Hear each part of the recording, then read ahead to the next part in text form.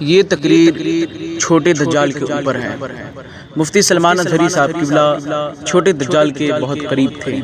आप लोग मुकम्मल तकरीर सुने और ग्रुप में भी शेयर करें ताकि ये वीडियो छोटे दज्जाल के पास किसी तरीके से पहुंच जाए। आप सुन रहे हैं साबिर रहमानी की जानिब से साबिर रहमानी ऑफिशियल चैनल पर हज़रत अल्लामा मौलाना मुफ्ती सलमान अज़हरी साहब क़िबला की तकरीर। Location Jamia Islamia inter college Bareilly Sharif. तारीख 11/9/2023। आप हमारे चैनल पर अगर नए हैं तो हम आपका तहे दिल से खैर मकदम करते हैं। अगर आप पुराने हैं तो हम आपका तहे दिल से शुक्रगुजार हैं। आप इस वीडियो को सवाबे तारीन की नियत से दोस्तों, अहबाब, रिश्तेदार, दिगर सोशल मीडिया के प्लेटफॉर्म पे आप शेयर करें। शुक्रिया। अस्सलाम वालेकुम। अल्लाह हजार बार ना करे किसी के घर में आग लग गई और आग के शोले पूरे घर को लपेटे में ले चुके हैं और आप किसी तरह से घर के अंदर जा चुके। आपका एक बच्चा घर के अंदर है, एक बच्चा जो अजीज जान है वो घर के अंदर मौजूद है। आग लगी है चारों तरफ से, आप अंदर चले गए, लेकिन जहां बच्चा है वहीं पर एक आपकी माल की, आपके सोने चांदी जवाहरात की, आपकी कमाई की अटैची भी मौजूद है। आग की लपेट में वो भी है। एक तरफ आपके पैसों का, माल का, सोने चांदी का सूटकेस है और एक तरफ आपका बच्चा भी है। दोनों भी आग की लपेट में है। अक्ल रखने वाले किसी भी इंसान से मैं पूछना चाहता हूं, जब भयानक आग लगी हो और आप बचा सकते हैं इसमें, तो पहले किसको बचाएंगे? अपने बच्चे को बचाएंगे। कोई भी यही जवाब देगा। इसलिए कि माल तो फिर कमाया जा सकता है लेकिन जान बचाना जरूरी। ये वक्त की जरूरत को आपने महसूस किया। इसको कहते हैं जब आदमी इस तरह के मसाइल में घिर जाए तो वो फोकस किस पे करे, ये फैसला उसे करना होता है। उसको तवज्जो किस मसले पर देना है ये सोचना है। आज इन मसाइल को अगर हमारी कौम और कौम में मौजूद उलमा समझ लें कि हमें फोकस किन मसाइल पर करना है, तो लड़ाइयों झगड़ों में आज हमारी दिन और रात खराब नहीं होते। इसलिए कि मैं आपको बता रहा हूं मेरे अजीजों, आज हमारे किरदार की बेतरतीबी, हमारे इल्म का ना होना, हमारी औरतों की बेपर्दगी, बहुत सारे मसाइल हैं। आग लगी हुई है, लेकिन इन हजारों मसाइल में मैं आपको बताता हूं सबसे बड़ा मसला जिस पर फोकस करना चाहिए वो इज्जत रसूल पाक है, वो नामूस रिसालत का मसला है। नबी करीम सल्लल्लाहु तआला अलैहि वसल्लम की इज्जत पर जब हमला हो तो यूं समझ लें कि हमारी सिर्फ नहीं पूरी कायनात की जान पर हमला। जान है वो जहान की, जान है तो जहान है। जो अहम और इंपॉर्टेंट मसला होता है उस पर फोकस करना इंसान समझ ले। अब मसाइल इसलिए मैं कह रहा हूं, एक तरफ दरिंदे नाच रहे हैं, कूद रहे हैं, तुम्हारी तबाही के प्लान बना चुके हैं और मुनज़्ज़म तरीके से तुम्हारे आ रहे हैं। वो भेड़िए जो तुम्हारे साथ कभी बात करने की औकात नहीं रखते, लेकिन आज वो तुम्हारी जेनोसाइड, नस्ल कुशी के मंसूबे बना रहे हैं। इसकी वजह यह है कि तुम्हें कुछ फर्क नहीं पड़ता। वो तमाम मंसूबे बना रहे हैं, लेकिन हमारे दरमियान किन मसाइल पर फोकस किया जा रहा है, हम किन मसाइल से उलझे हुए हैं। हमारे यहाँ तो छोटे छोटे मसाइल हैं। मस्जिद का सदर बन गया, कोई सेक्रेटरी बन गया, इसी में उसकी जिंदगी है और इन्हीं इख्तिलाफात में मोहल्लों में आग लगी हुई है। एक बात याद रखो मेरे अजीजों, इन छोटे मसाइल पर जितने उलमा भी उलझे हुए हैं, मैं किसी को खास तौर पर निशाने तनकीद नहीं बना रहा, लेकिन ये मैं जरूर कहता हूं कि मसाइल आप ही इस्लाह करेंगे, उलमा ही इस्लाह करेंगे। जिन चीजों में बेतरतीबी आप ही सही करेंगे, लेकिन हर तरतीब देने का एक वक्त होता है। किस वक्त क्या करना चाहिए। जामिया अशरफिया मुबारकपुर में हमारे एक उस्ताद थे और फरमाया करते, वो बहुत अच्छा मुहावरा था। कहते कि बेटा जिंदगी में ताज महल नहीं देखे तो कोई बात नहीं, मौका महल जरूर देखना। ये बहुत जरूरी चीज है।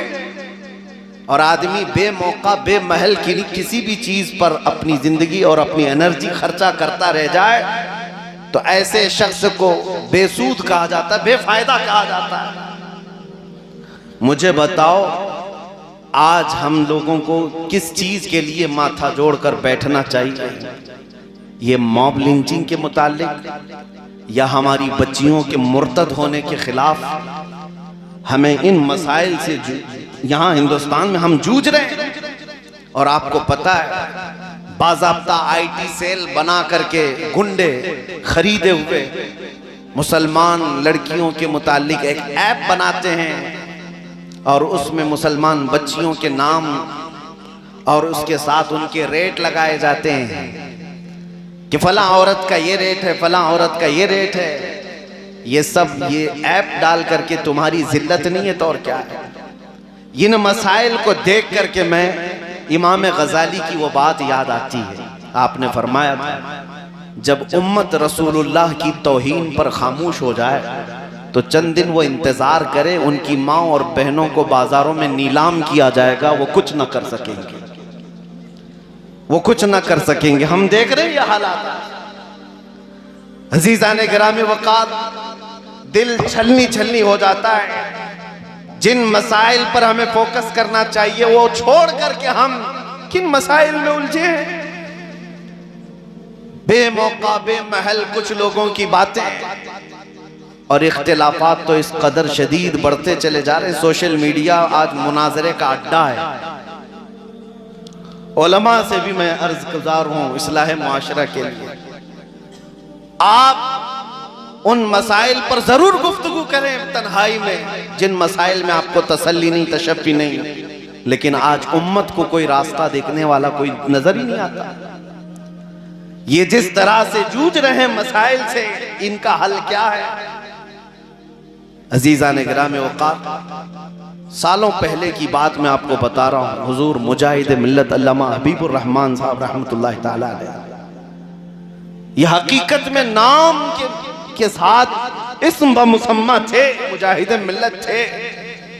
उनके दौर में जब ये जुल्म बढ़ता जा रहा था और इमरजेंसी के हालात भी आए थे, उस वक्त उन्होंने ये फरमाया कि मैं उम्मत को देख रहा हूँ इस कदर हालात में परेशान है और इनके लिए एक जगह बैठने को भी हमारे पास फुर्सत नहीं रह गई। उस जमाने की बात कर तो कहते हैं कि मैं चाहता हूं कि अकेला चला जाऊं सदर जमहूरिया के पास, या बाहर बैठ करके मैं धरना दे दूं अकेला। तो आपसे किसी ने कहा आप अकेले जाकर क्या करेंगे? तो कहा कि वहां जाकर के कहूंगा कि आज तो हमारी हालत यही है कि साथी साथी कह के पुकारूं, साथी हो तो जवाब आए, फिर झुंझलाकर सर दे पट खूंचर ले मौला वाली। आज उन्हीं हालात के हम शिकार हो गए। अजीज़ान गिरामी वक़ार, मैं आपको झिंझोड़ते हुए इस बात का सवाल करता हूं, तुम उस रसूल पाक की उम्मत हो जिस रसूल पाक की उम्मत के लिए कुरान कहता है कुंतुम खैर उम्मतिन उखरिजत लिन्नास, तुम इंसानों में सबसे बेहतरीन उम्मत हो, सबसे बेहतरीन उम्मत हो। ये लक़ब किसी और ने नहीं दिया, तुम्हारे खालिक ने दिया है तुम्हें, तुम्हारे रब ने तुम्हें ये लक़ब दिया, तुम सबसे बेहतरीन उम्मत हो। लेकिन दुनिया तो आज हमें सबसे बुरा कह रही है। उसकी वजह क्या है? रहमान ने हमें जो सबसे अच्छी उम्मत कहा, उसकी वजह क्या थी? तअमुरून बिल मारूफ, तुम लोगों को अच्छाई की बात करते हो, व तन्हौना अनिल मुनकर, बुराइयां देखते हो तो रोक देते हो, व तुमिनून बिल्लाह, और अल्लाह पर गैब से ईमान लाते हो, बिना देखे अल्लाह पर ईमान लाते हो। ये तीन आदतें तुम्हारे अंदर हैं, इसलिए तुम सबसे बेहतरीन उम्मत हो। अब आप अपने गरेबान में झांक कर देखें, क्या वो तीन आदतें अब भी मेरे अंदर हैं या नहीं? मेरा मौला तो फरमा रहा है तुम सबसे बेहतरीन उम्मत हो, कुंतुम खैरा उम्मतिन उखरिजत लिन्नास। किस लिए बेहतरीन उम्मत हो? तअमुरून बिल मारूफ, अच्छाई का हुक्म देते हो, तन्हौना अनिल मुनकर, बुराइयों से रोकते हो, तुमिनून बिल्लाह, और अल्लाह पर ईमान लाते हो। क्या ये तीनों चीजें हैं तुम्हारे अंदर आज या नहीं? अजीजा ने गरा में वकार, अच्छाइयों की तरफ बुलाना कब के बंद कर दिया हमने, और बुराइयों से रोकना ये भी खत्म हो गया। हमारे गली मोहल्लों में आज इस कदर बुराइयां पनप रही हैं, और लोग आज हमसे, अभी की बात है, जलसे में आने से पहले लोग कह रहे हैं यहाँ किसी को कुछ कहें तो लड़ाई पर आ जाते हैं, सब एक दूसरे के हाथापाई पर आ जाते हैं अगर इनको किसी बुराई से रोक दिया जाए। अब आपको मैं बता देता हूं, अगर बुराइयों को देखकर खामोश बैठे रह गए तो तबाही आएगी, अजाब आएगा। जिब्राइल अमीन अलैहिस्सलाम हुजूर की बारगाह में हाजिर हुए, रसूल करीम सल्लल्लाहु अलैहि वसल्लम की बारगाह में अर्ज किया, या रसूल अल्लाह, एक बस्ती ऐसी थी जिस पर अल्लाह ने अजाब नाजिल किया, और अजाब का हुक्म जब दिया रब ताला ने कहा, है जिब्राइल इस बस्ती को उठाओ ऊपर और नीचे की तरफ पलट दो।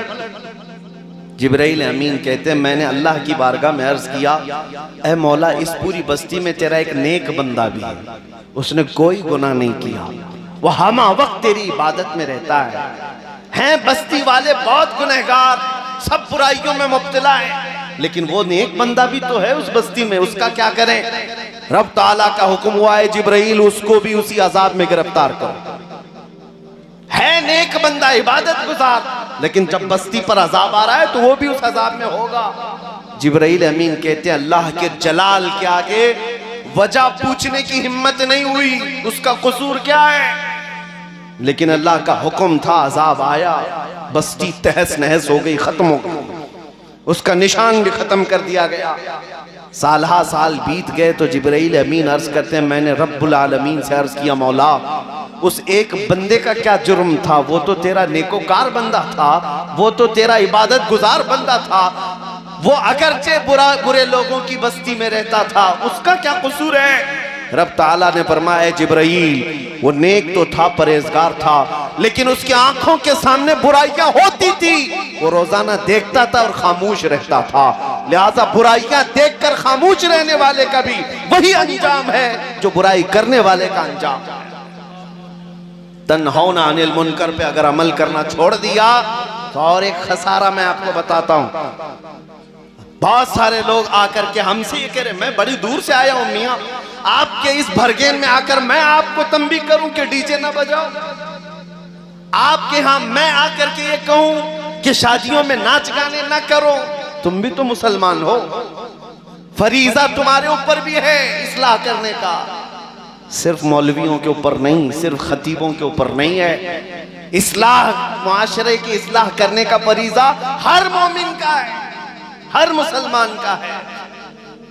आप किसे हो सके तो इस्लाह करो, लेकिन उसके भी तरीके मेरे आका ने फरमाए। आप किस कैटेगरी में आते हैं अपने आप को अभी शुमार करके देख लेना। मैं 3 कैटेगरी गिनाता हूं।